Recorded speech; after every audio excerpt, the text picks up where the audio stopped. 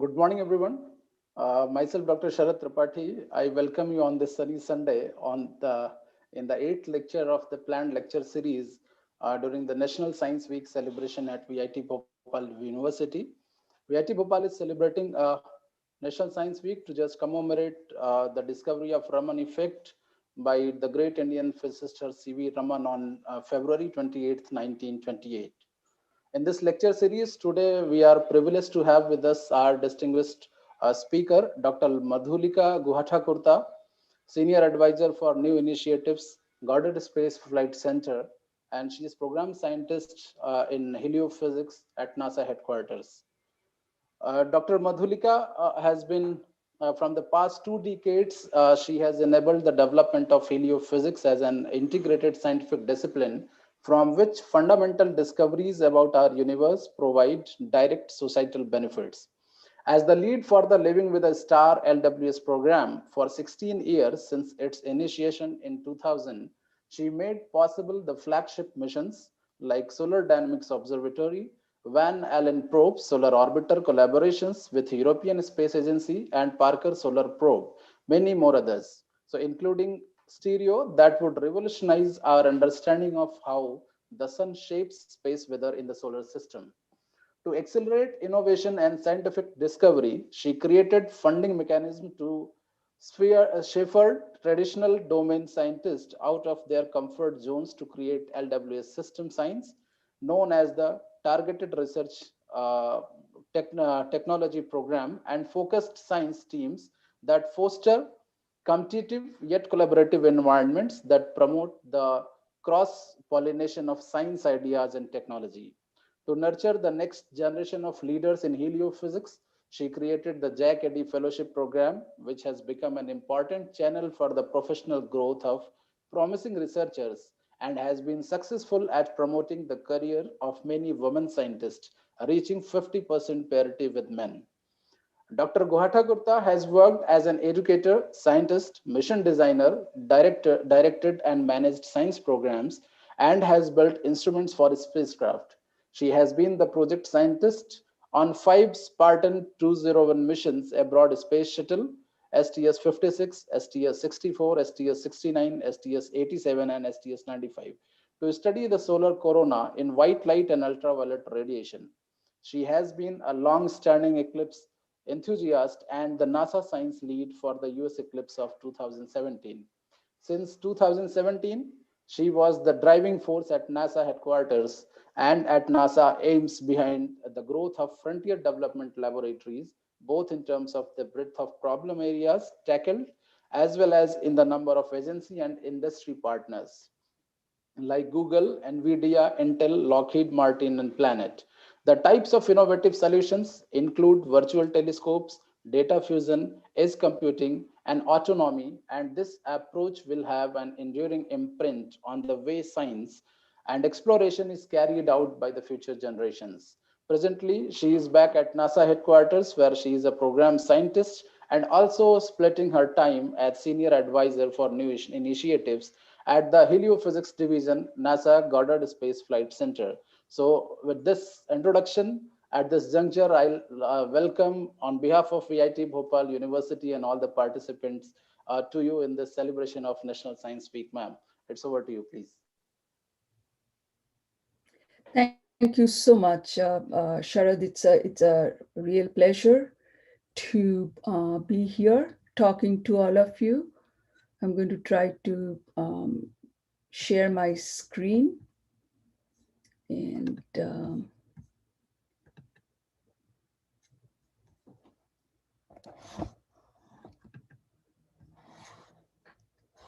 hi everyone. Thank you for joining on a Sunday morning for most of you if you are in India, while it is late Saturday evening out here where I am in Washington, in Maryland, USA. I want to thank the organizing committee for extending the invitation for this talk on this day.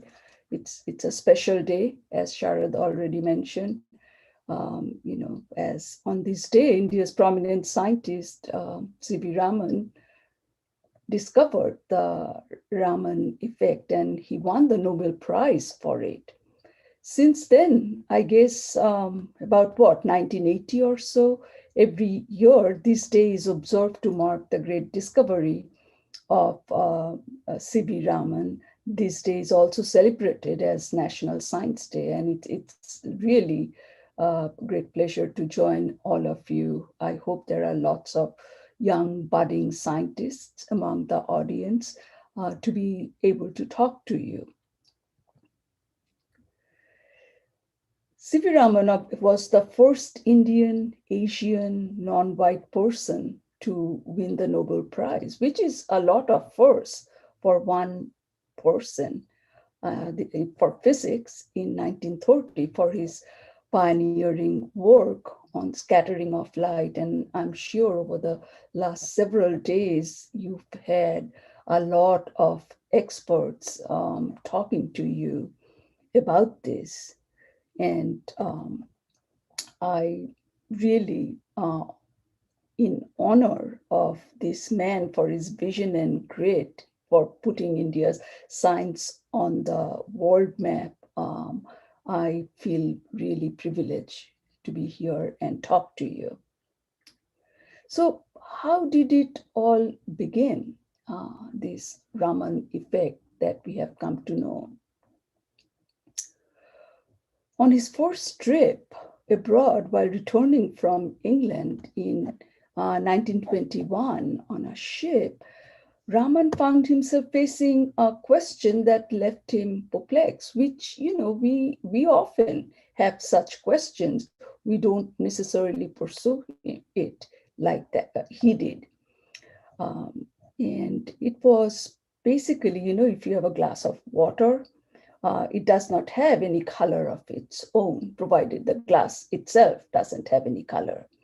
But the same water in the deep sea appears a brilliant blue. And so the question he asked of himself, why is this so? As he really stared at the deep blue waters of the Mediterranean Ocean. And that started this line of research that would lead to the discovery on February 1928 of a new scattering effect that is now known as the Raman effect, which has important implications and applications in physics and chemistry. So the prevailing theory at the time by Lord Rayleigh was that the blue color of the sky was due to elastic scattering of light by molecules in the atmosphere, and that the blue color of the sea was simply a reflection of the sky. But Raman wasn't so sure this was indeed the case. He started questioning this and even began experimenting with, rudimentary equipment that he had on board the ship at the time. What he found was that the sea looks blue for pretty much the same reason the sky looks blue. The water was causing blue light to scatter more than the other colors in the electromagnetic spectrum, basically.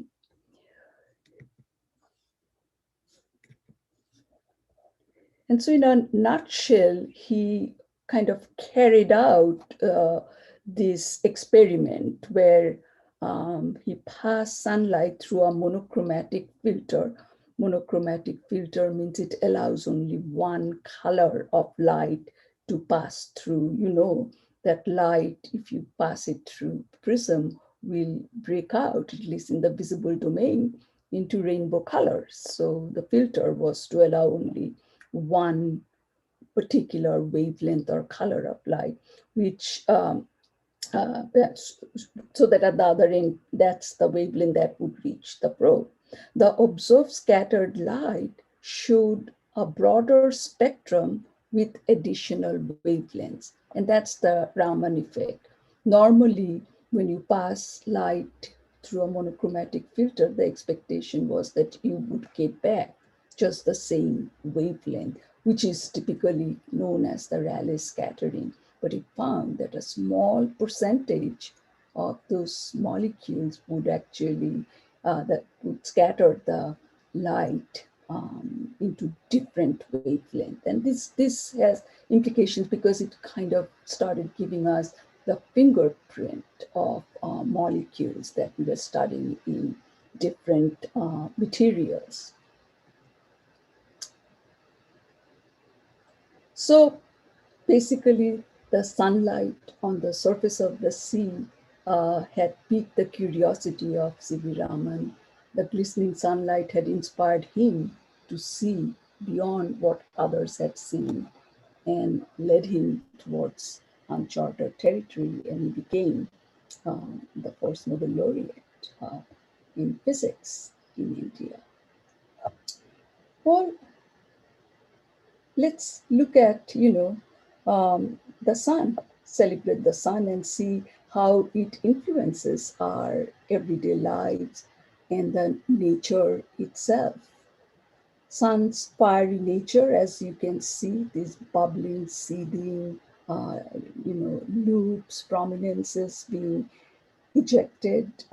So its tremendous gravitational pull and extensive magnetic field basically helped it to become the heart of our solar system. It dominates every cubic inch of space in the solar system. Our star is an enormous thermonuclear furnace, more than 1,000,000 times as big as Earth. And at its center, the temperature is 15 million degrees. Roughly 600 million tons of hydrogen are fused into close to 596 million tons of helium every second. And the missing 4 million tons are transformed into energy and they become sunshine. They are the mortgage payment for life on Earth because we need sunshine. That's our energy source. Even a slight change in this precariously controlled, violence that we are observing can have drastic consequences on Earth. And so scientists have been keeping careful watch on the sun. And this is one such observatory, the Solar Dynamics Observatory, the first mission of the Living with the Star program. So I want to talk about the solar effect, the beginning sort of heliophysics. And that's where my journey begins with heliophysics. When I was going to college and university in Delhi in the mid to late 70s, long before you were born, heliophysics wasn't a word or a discipline. I devoted a significant part of my career later in life leading the Living with the Star program, which enabled missions like Solar Dynamics Observatory, Van Allen Probe, Parker Solar Probe, which created the system science that is heliophysics. This is actually a beautiful panoramic picture of the sun. And guess what? From the vantage point of Mars Perseverance, the Mars mission that was just recently launched by NASA, it shows that sun shines on every planet and that no planet is immune from the adverse impact of space weather, a condition created by the sun in near Earth space or interplanetary medium. Living with the Star program essentially provided the science underpinning for space weather. And again, space weather wasn't a word when I went to college. So imagine a life where you didn't grow up with works and then you start helping create new disciplines, new ideas.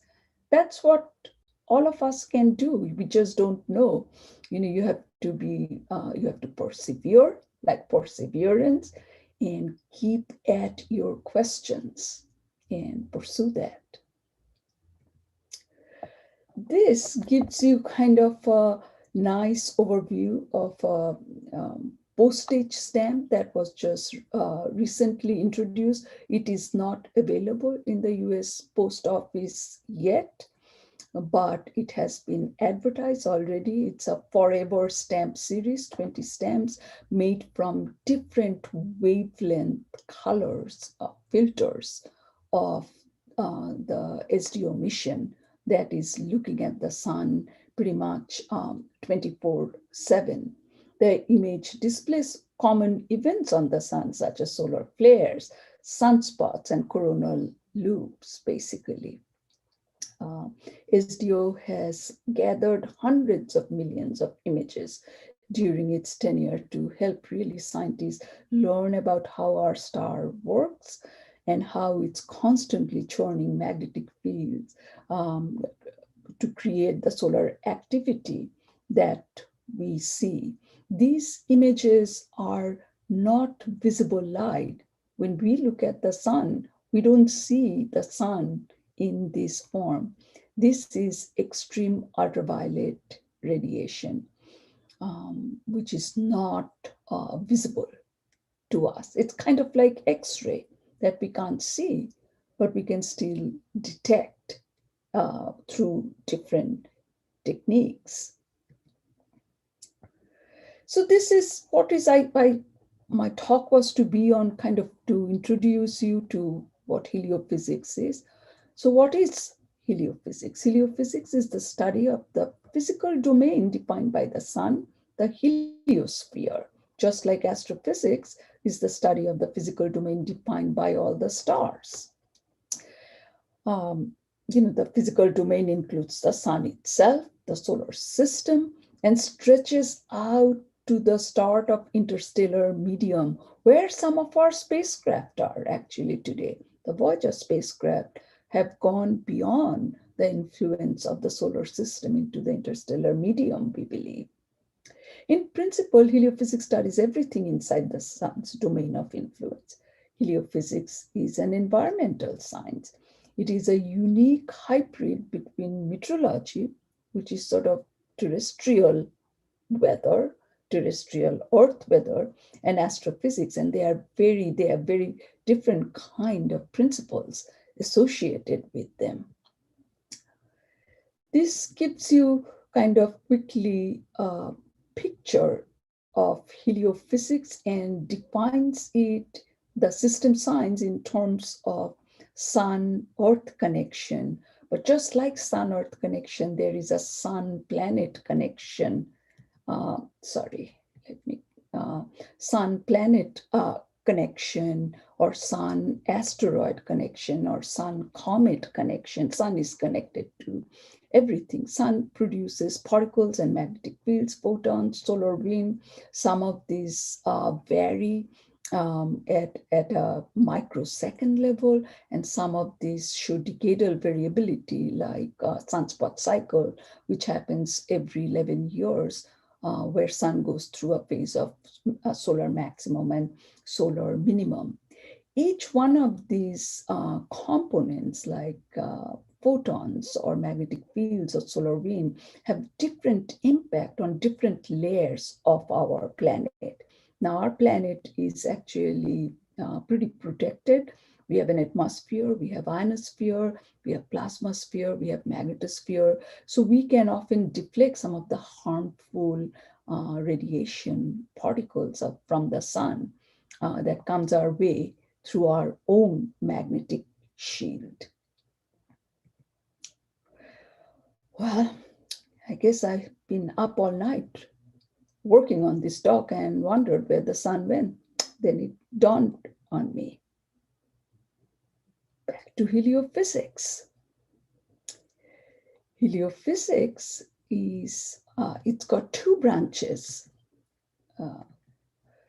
It has an applied branch, which is space weather, kind of like terrestrial weather, and a pure branch, which is fundamental physics. Fundamental physics are things like magnetic reconnection. What causes the magnetic field to snap and produce these blasts that we see during solar flare or coronal mass ejections, or even in our Earth environment in storms and substorms. And the applied side is really taking all our observations and theoretical understanding and see if we can actually create models that can predict how fast a coronal mass ejection or a solar storm is traveling at us. Because if we can predict these things, we can take mitigating steps, and that becomes the application side of space heliophysics, which is space weather, and I'll talk more about that. This gives you kind of a picture of societal impacts of solar variability. What you're seeing is a movie, which is kind of a cartoon movie showing a big blast of plasma cloud, coronal mass ejection coming towards Earth. And Earth is right there, that little ball. This is the magnetic field of Earth that shields it from the harmful radiation coming from this plasma bubble. And what happens is that these energetic particles, the radiation, the magnetic field, they can affect, they have three different areas that they impact. It's human radiation, it has impact on technology, and of course, it also affects terrestrial climate itself. And I'll go into each one of these a little bit more in detail later. So space weather refers to magnetic disturbances and high radiation levels that result from solar activity. And auroras, these are the northern and southern lights. Power outages and radio blackouts are some of the manifestations we experience on Earth. And remember, Earth is not a place we are tied to anymore. Someday we might have civilization on Mars. We are planning to send astronauts to Mars. We already have astronauts living on International Space Station for decades now. So we've already kind of left low Earth orbit in a way and progressing to get into deep space, where space weather influence becomes the dominant weather in space. This actually gives you the how of space weather, what happens during a space weather. So there are three different kinds of or categories of causes of space weather. There is solar flares, there are coronal mass ejection. These are billion-ton plasma cloud that come and impinges on Earth's magnetosphere. And then we have high-speed streams, very high velocity electrons and protons, co-rotating with the sun itself. And as you can see, these arrows point to that each one of these effects have different impact if we are here on Earth. For example, solar flares give rise to radio blackouts, that's disturbances of the ionosphere caused by X-ray emissions from the sun, or solar radiation storm that astronauts, if they are doing extravehicular activity, would be subject to, which is elevated levels of radiation that occur when the numbers of energetic particles increase, or geomagnetic disturbances, where the geomagnetic field caused by gusts in the solar wind that blows by Earth can cause actually induce ground current that can affect our power grids. I mean, that is one of the bigger risks of space weather and why we want to understand it and then predict the arrival of such storms. These are some direct impact in terms of economic scale that you can measure, global positioning system. And as you can see, we all depend on GPS, right? All our phones have navigating device. I mean, even as human beings, even when we are going from point A to point B anymore, instead of using maps, we have become reliant on GPS devices. These GPS devices, can, space weather can create positioning errors larger than 50 meters for these devices. And as you can see, that this is a growth industry. In 2003, GPS global production value was 13 billion. 2017, it was 757 billion. So there's a lot of work going on in this area. How can we make better forecasting so that we can actually figure out the uncertainty in these measurements? Another area is airlines and polar routes. We've been using the polar route, as you can see, traveling from New York to Hong Kong, lots of other places. Now, polar routes is where the Earth's magnetic field is open, so energetic particles can penetrate more easily, and it becomes kind of a danger zone because the two-way communication that is required for uh, air, uh, airplane pilots can be disrupted easily, but it also provides actually a high radiation level for passengers and crew. And then there is the satellite industry. Instruments and spacecraft need to be turned off or saved because they can be impacted. What you're looking here is basically one of our instrument, SOHO coronagraph. Its detector device that is actually doing the imaging is getting bombarded by energetic particles. That's the white cloud you are seeing.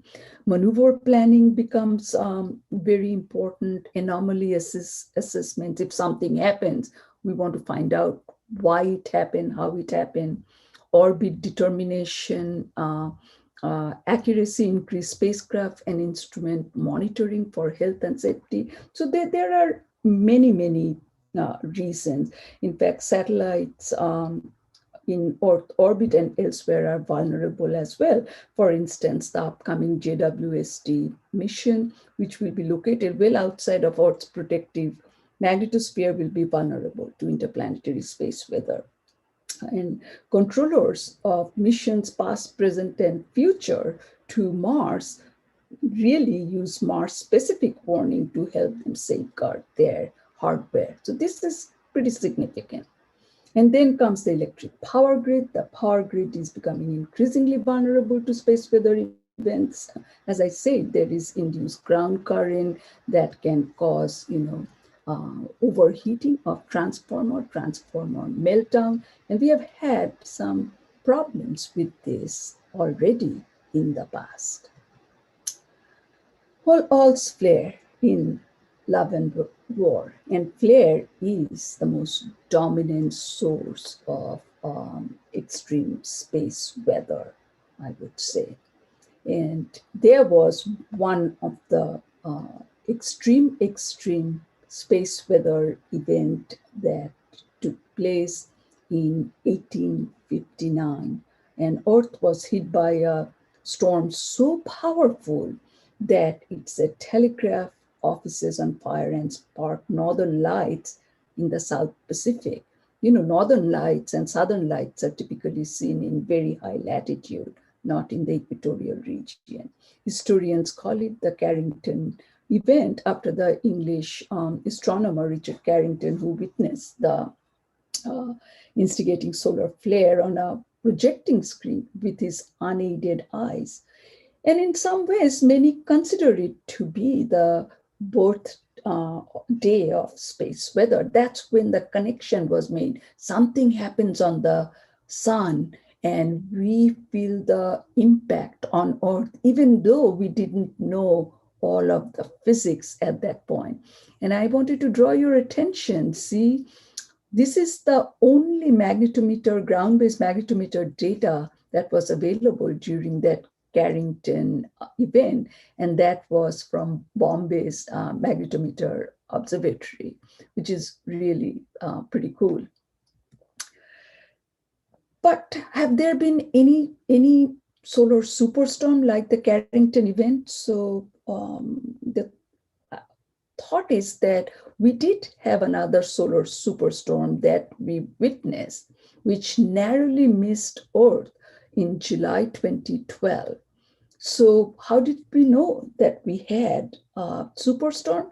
Because we had spacecraft in space.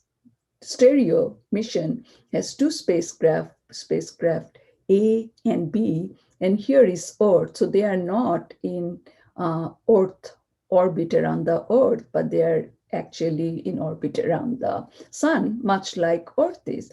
And the CME, this coronal mass ejection plasma bubble, directly affected stereo spacecraft A, and we were able to get a lot of amazing data.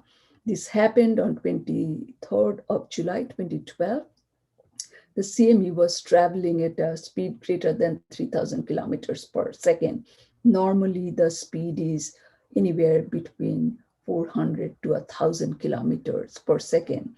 So the fact that we have the sun surrounded by all kinds of satellites makes it possible for us not to miss some of these extreme events and study them better. This is just giving you a picture. This is the historical Carrington event showing some more data. This is the 1859 magnetograph data from Mumbai. It was quite an amazing event, and on Earth, we haven't experienced an event like this yet since 1859. But we have had Quebec blackout in March of 1989, where a powerful geomagnetic storm caused the Hydro-Quebec power grid failure. We have had Halloween storms in October, November of 2003, where we have many major eruptions, including a really super flare X28 that triggered intense geomagnetic storms on Earth. So we've had events, but still nothing like a Carrington event.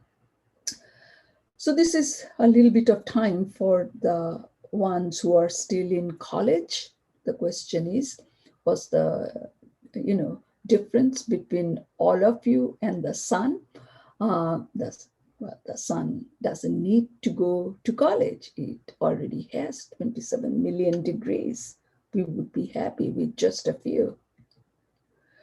So as I was mentioning, that we have satellites, as you can see, Solar Dynamics Observatory, there's SOHO here, Stereo A, Stereo B, and we actually get a 360 view of the sun most of the time. Now, Stereo A and B are traveling spacecraft, so they are not at any one position at any one time. And and we are able to actually observe some of these amazing, output and magnetic activity of the sun. These are like visually unbelievable, but it's also scientifically very valuable because we learn about the creation and disruption of magnetic field and thereby, energization of the interplanetary medium and our own environment of magnetosphere and ionosphere. So the time came basically to kind of start from space weather for Earth only to start looking at the broader spectrum of space weather, which is interplanetary space weather. It's almost like a new paradigm, and it was possible only because we had the stereo spacecraft traveling away from the sun Earth vantage point. And we are now able to create solar system wide model from the data from these missions and from a theoretical understanding of how coronal mass ejection, with what speed is it traveling. So we are able to give it some boundary conditions. And these are very important because we have spacecraft just about at every other planet in the interplanetary medium. And if there is something really powerful going in that direction, then those instruments can take mitigating steps and protect its sensitive electronics. This is the um, really the next frontier of space weather, and this was made possible really with stereo, which is like an um, unbelievable mission. And what this involves is sort of uninterrupted tracking of storm clouds from the sun to the planets.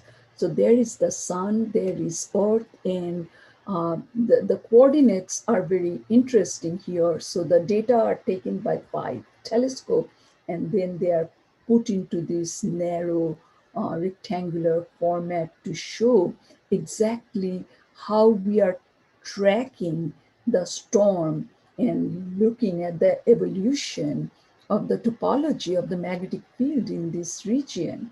And we believe this is the first time we have been able to image the solar wind. In the past, we could only measure solar wind as particles, and now we are actually, with the help of stereo, been able to image this entire space, 93 million miles between sun and earth. And what we need is more of the stereo-like missions, so we can have more, that 360 view that we probably want 24/7 when we become deep space explorers. This particular slide just shows that not only Earth, but the entire solar system lives with its stars, uh, the sun. And this is again what you're seeing. Stereo kind of really gave us this unique perspective. You can see lots of the planets here, Pleiades, and you can see a big coronal mass ejection going out. And of course, stereo is observing the ripples created by this coronal mass ejection. Quite amazing. I want to talk a little bit about planetary magnetic field. It almost seems like a planetary magnetic field might be a necessary condition for emergence of life. And then we want to kind of look more carefully at Mars, for planets like Mars, not having a robust magnetic field like we do on planet Earth could be severe. And, at some point, less than a billion years after Mars formed, its global magnetic field kind of ceased to be, removing the planet's main source of protection from the solar wind. And so, as measured at top of Mars's atmosphere, the solar wind, which is these fast-moving particles that are mostly protons, strikes the red planet at about 1,000,000 miles per hour, which is like 447,000 meters per second, or 0.15% the speed of light, an incredibly fast rate. These particles then collide with wind, so the Martian atmosphere moving so quickly that they have enough energy to escape uh, from Mars's gravity. So basically, Mars is losing its atmosphere, right? It presently loses about 100 grams, a quarter of a pound of atmosphere every second. And if there is a major coronal mass ejection, then it can go up by a factor of 10 and 2. So Mars's atmosphere is quite thin. And that knowledge comes again from really understanding heliophysics, understanding the sun-earth connection. And now I'm going to take you to another domain, and that is space weather at exoplanet. And exoplanet has been a topic of great interest for everyone. So typically habitable zone, where we look for, we say is a precondition for life, is the region where liquid water can exist on the planetary surface.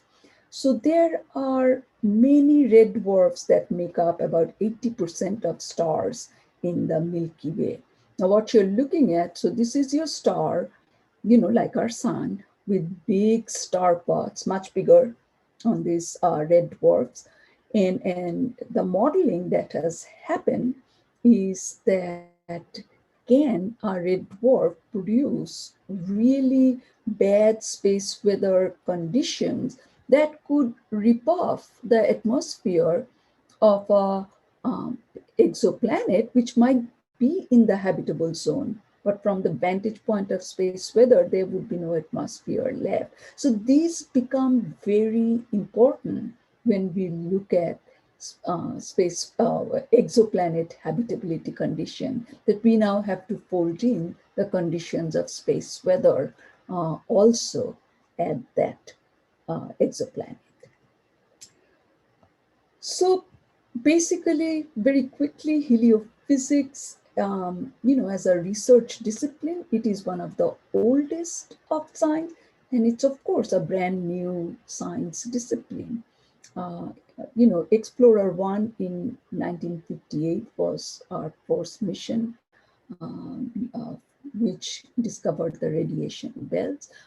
We had Mariner 3 in 63 that actually detected solar wind. Skylab in 1973 discovered previously undetected processes and conditions that directly modulate the Earth. So these are past effects, past missions, right? And this system is actually driven by oops, three forces: pressure, gravity, and magnetism. And magnetism is critical for this. For example, Earth's weather is driven by pressure and gravity. And you can see that living with a star, which kind of created the concept of system science from which emerged heliophysics, it really connects to pretty much every branch of science we do at NASA. At Earth Science, it absolutely provides the energy and creates climate modulation for aviation. It kind of, again, provides radiation for high altitude crew and passengers in polar route. The radiation modulates our DNA. Of course, space science, it quantifies the physics and dynamics and behavior of Sun, Earth, Sun's planet system. And if you're doing deep space exploration, of course, we have to know the environment in which we will be immersed, both in terms of spacecraft and astronaut. And then I just showed you an example of how planetary atmosphere interact with solar wind. So new science needs new scientists, and that's kind of what Living with the Star program did, funded by NASA and managed by UCAR. The first heliophysics summer school was convened in July 2007, and it still goes on.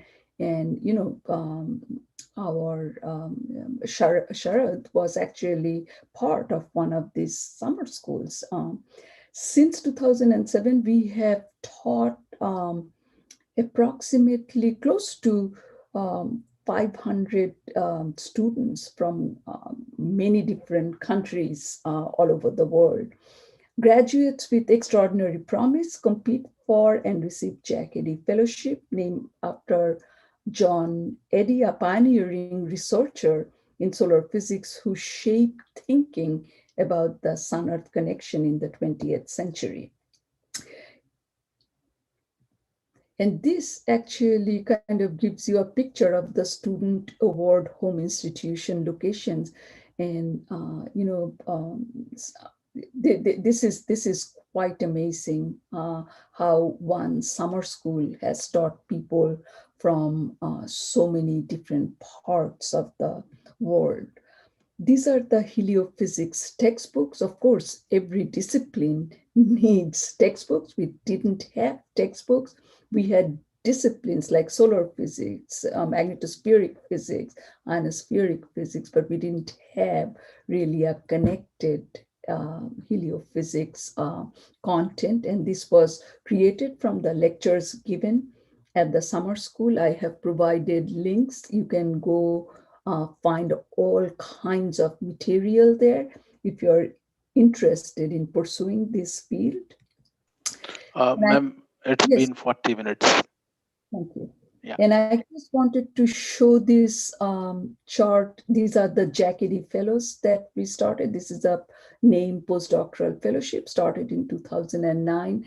And you will see some of the people here that are probably your teachers who have gone back to India and taken on professorship positions in universities. It is still a small group, but it's an amazingly thriving group.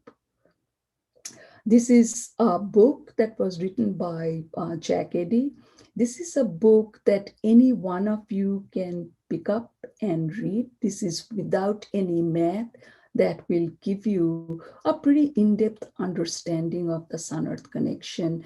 And again, there are lessons that can be found at the website that's given below. So take a look if you're interested in this topic. These 2 pages are just kind of giving you a description of the kind of problem sets they have. And so I would urge you to take a look. Any one of you can actually page through this book.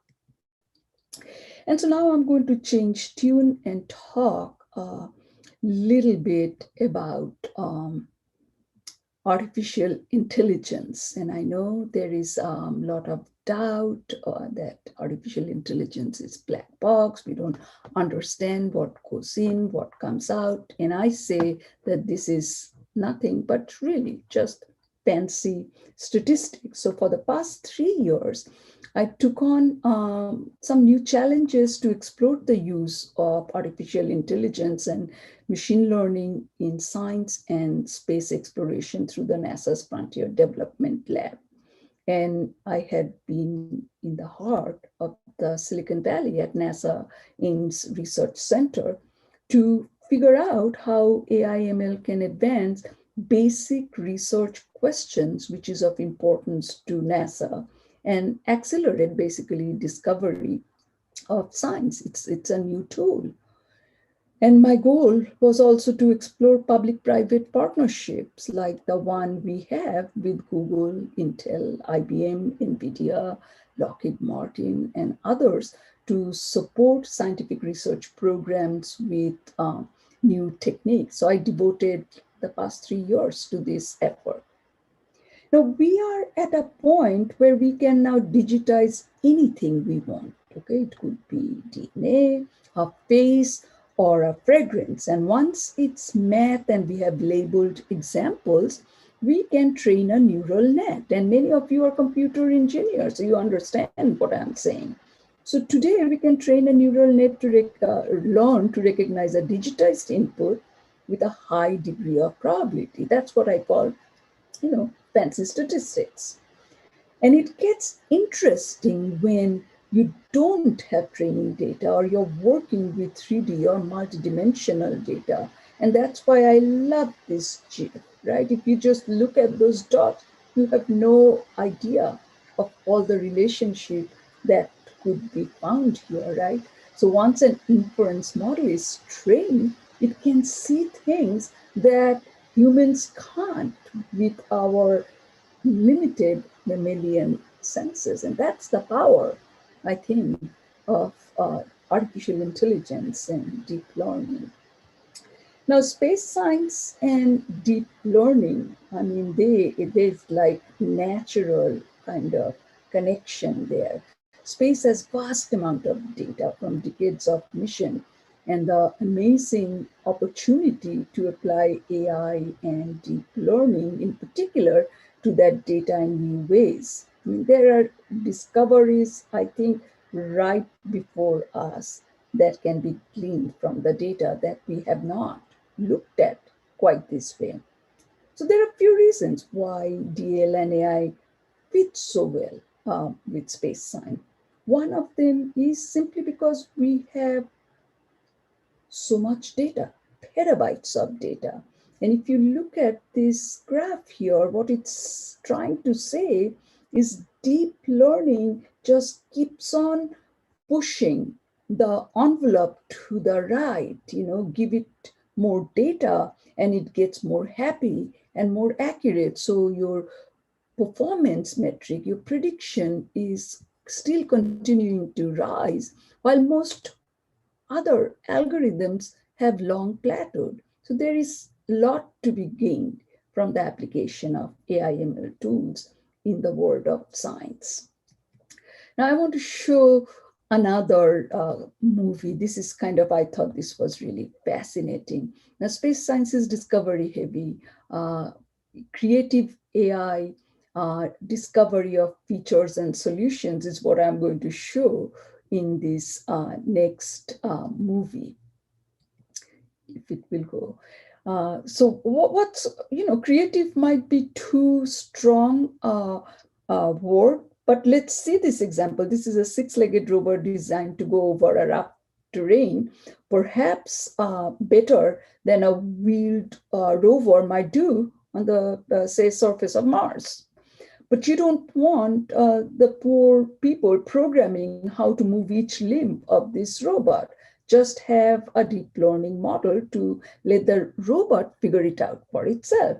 In this case, it was given a very simple metric: go forward, but touch the ground as little as possible, which is a pretty good proxy for efficiency. The gait will be efficient if you don't touch the ground with your feet more than you need to. It was set in motion and initially it tended to be a little bit weird in its movement. Okay, so the group kind of did this, went off to lunch, came back, and found the system very proudly saying, I have achieved 100% efficiency. I'm not touching the ground with my feet at all. And you can see what it did. You can laugh, right? It just turned itself upside down to move. So it's not touching the ground at all. It's like a kid, and that is the point. There's no preconceptions, no bias. There's just this voracious appetite for data, astounding ability in terms of throughput to try billions of different combinations. And that's where we need compute resources from the private sector. That is the kind of supercharging we need to turn AI onto space science with phenomenal results. And it's on that basis that the NASA Frontier Development Lab was launched. So talking about data, NASA takes about 2 gigabytes of data every 15 seconds from over 100 operating spacecraft today. To that, you can add all the data that is being collected by other US national and international agencies like European space agencies, like ISRO and others. It is just not humanly possible to analyze all this historical data in the traditional framework of research.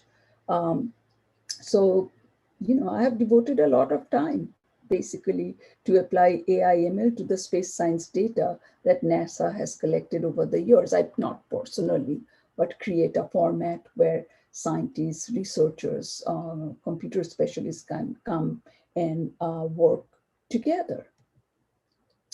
So what if AI meets space science? What happens? Basically, these are the areas that we have tackled: planetary defense, asteroids coming at us, can we model the asteroids, space resources, space weather, exoplanets, astrobiology, you name it, and we can figure out a topic that's important and apply the tools of AI and the data we have collected. So deep learning meets deep science plus public-private partnership, which basically gives rise to new synergies, new approaches for NASA research. And why partner with Silicon Valley? I mean, that's kind of where, GPU power outstripping Moore's law. That's where the compute resources are. You need lots of compute horsepower to run this efficiently and figure out problem. Not everything requires that kind of horsepower, but a lot of it actually does, especially if you have a lot of remote sensing data that we collect for climate or from the sun. Partners contribute at all levels, high-end compute, GPU, CPU resources, software, and advanced AI/ML algorithms that are being developed at all these commercial and private sector. They provide team, mentors, subject matter experts, speakers, lots of reasons. And so I have a couple of more slides actually, and I want to kind of show a little bit of kind of things where AI/ML can be applied. I cannot give you all the examples, but I've provided actually the website for Frontier Development Lab.org. You can go and find out for yourself all the cool work that we have done. So, our star still remains an untapped opportunity for science, basically. And vast amount of solar data collected remains largely untapped opportunity for discovering how our star behaves and interacts with Earth. And we actually took one of these challenges. In fact, when NASA lost a key sensor on the Solar Dynamics Observatory, one of the telescopes, it's a sensor, the AI and ML tools were enabled, basically to emulate that sensor by innovatively using data obtained from the other instruments on board of the spacecraft. So key data that would have been lost became available for discoveries and predictions. We took the SDO images and we produced the sensor data by training and then validating. I mean, this was, instead of sending an astronaut to fix the telescope, basically, which of course we couldn't do because SDO is not at an orbit where we can send astronauts. But it was quite magical to see that the AI/ML tool actually produced data that was better than the models we could get from physics-based approach. So you can begin to develop confidence in your tools. And in the last, this particular movie, I will let you just watch it.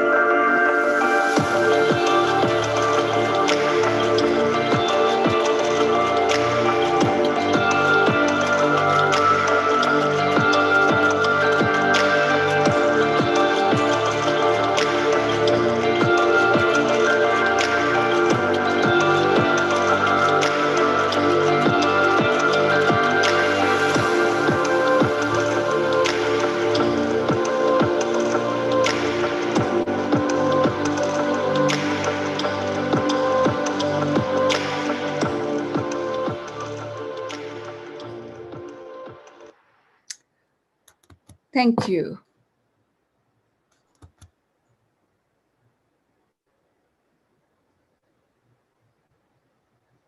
Yeah, thank you so much, ma'am, for such an informative and interesting talk. So we have been receiving some questions one by one. I'll just read it out for you. So you can stop your slide sharing. Yeah. So there is one question from Lakshya Kumar Sirohi. He's asking that, is there any specific time for solar flares? Well, There is no specific time for solar flare. We still quite don't have all of the physics understanding.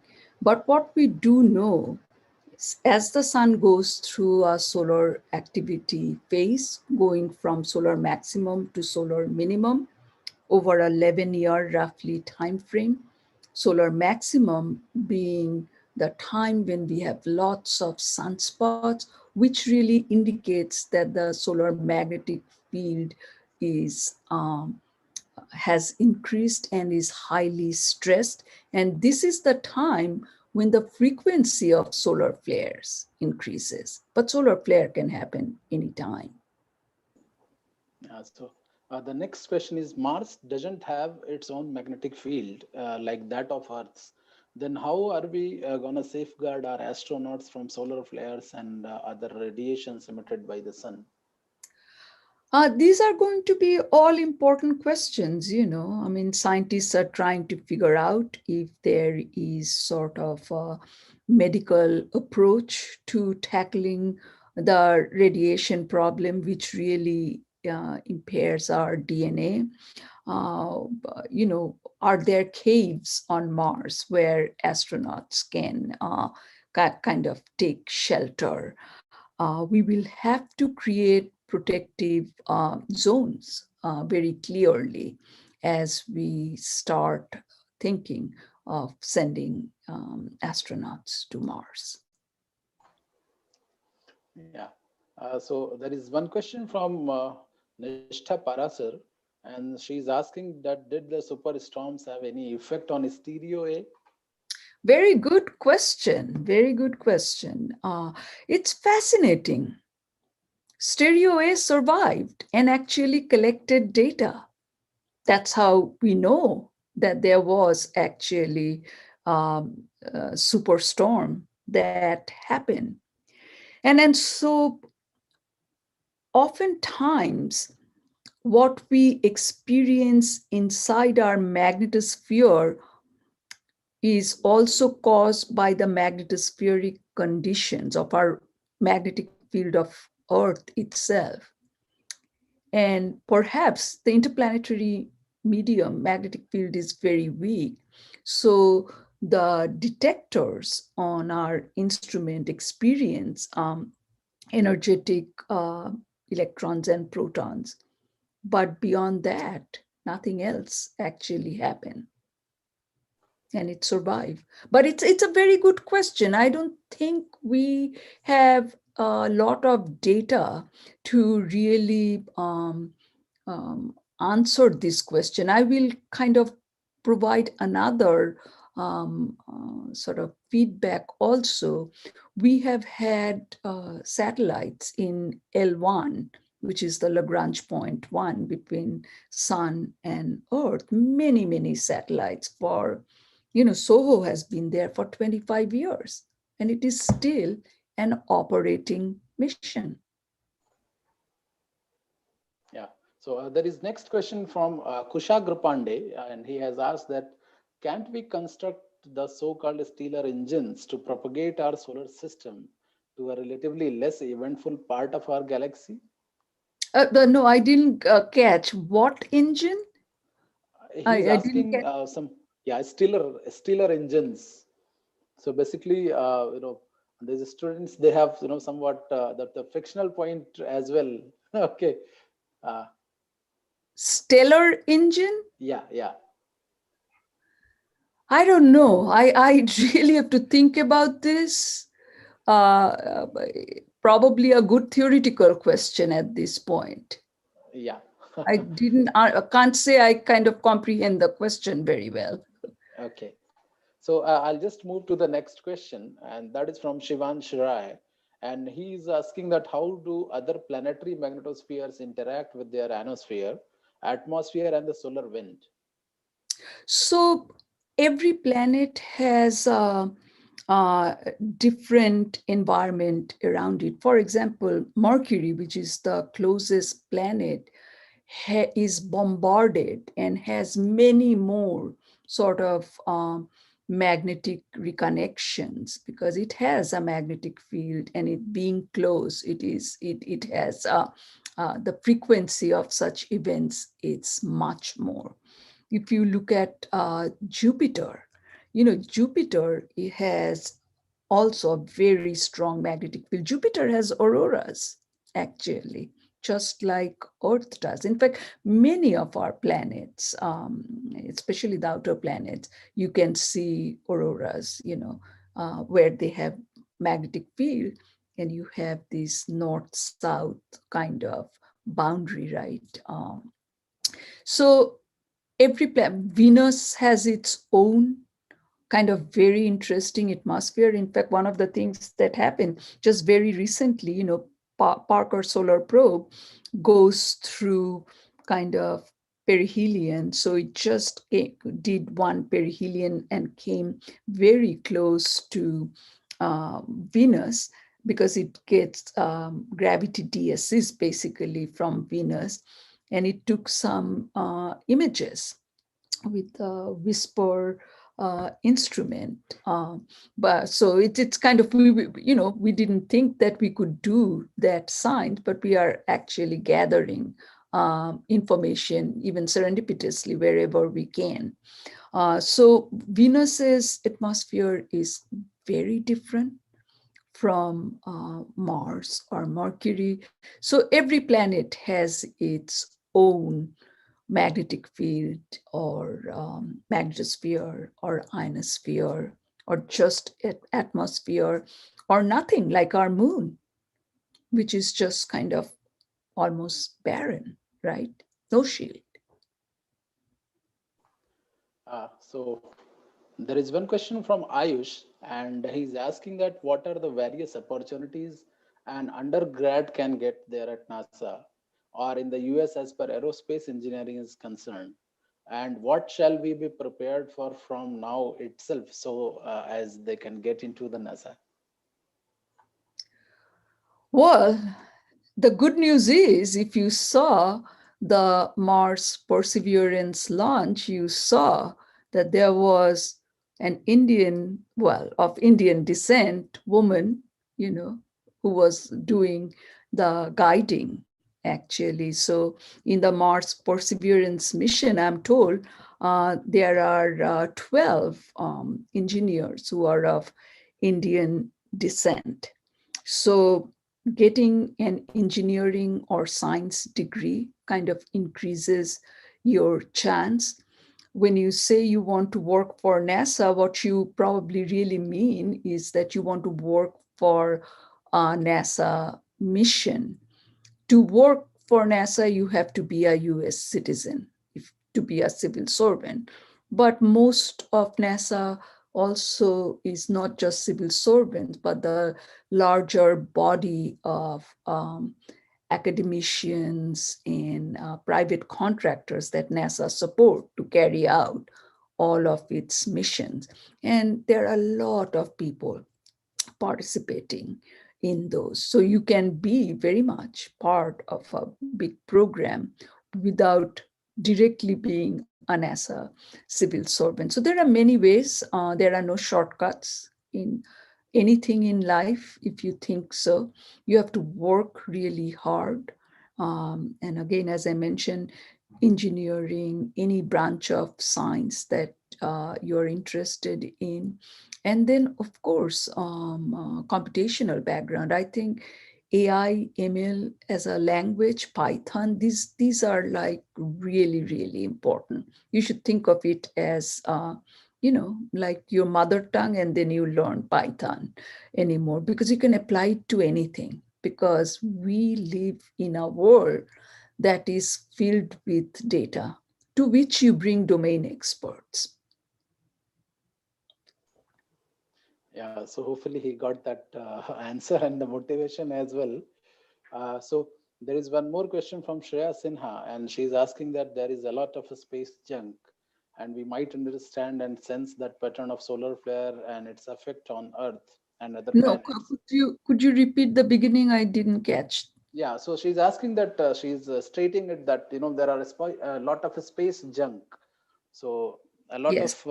debris is already there. Okay, so and they know that even the solar storms are there. So how these storms are affecting it, and how in result it is going to affect the earth and its near environment.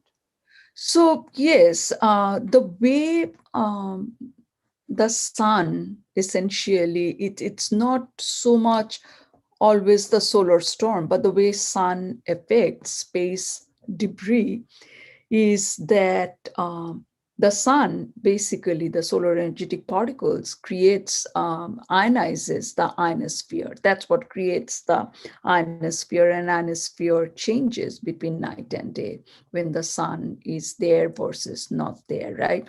Now, if there is a flare, then there is an extra injection of energetic particles and radiation, huge amount, and that energizes the ionosphere even more. So if you're in that environment, as a debris, then there is a lot more collisions going on, and your orbital decay will be faster. So the orbital decay of satellites or space debris are also looked at as a climatic evolution, as a function of solar cycle. So if the activity cycle is high, they decay faster. If the activity cycle is weak, they stay in orbit longer. Yeah, so there is one question from Itasha, and she is asking that how can we enroll in heliophysics summer school, and what are the criteria for it? Oh, I think, Sharad, you can give that answer better than I can. I mean, these are all on the web, Yeah. very clearly stated. So we'll be having one separate session in house, and then I'll be explaining. So I'll just move to the next question. Okay. Yeah, yeah. So just save the time. Do you want me to answer that? It's always better if they are hearing from you, because this question is asked. So that will be actually the first hand information. Well, so I have already provided the website. You should look at the format, what is being asked for in the questionnaire, and should provide all that information. If you are, there are certain criterion in terms of the courses that you should have taken in order to benefit from the heliophysics summer school. It requires certain level of preparation. It is meant for students at higher level, for, like if you're going into research in the particular field.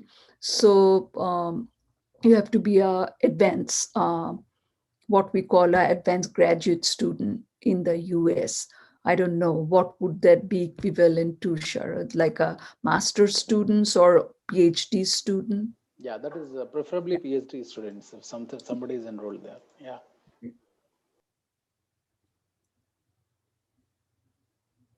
His next question from Kushagra, he's asking that do you think that what we are reaching at a dead end in the space technology, because our rocket, basically he's asking some about the rocket engines and the propulsion systems, what do we have, and what he's saying that it is almost the more or less same what we are using and we have been using since last 50 years. So do we need a major breakthrough in the technology, or it will be the sufficient enough to go with the same kind of technologies in future? So this is not my area, but what I would say is that I think the observation is correct, but there is a lot of work going on in the background, a lot. So we will see changes. Yeah. So with this, at this juncture, I once again thank our today's distinguished speaker, Dr. Madhulika Guhathakurta, for giving us time and presenting this very late night in the United States. And on behalf of VIT Bhopal University and all that participant, I thank you very much, ma'am. Thank you so much.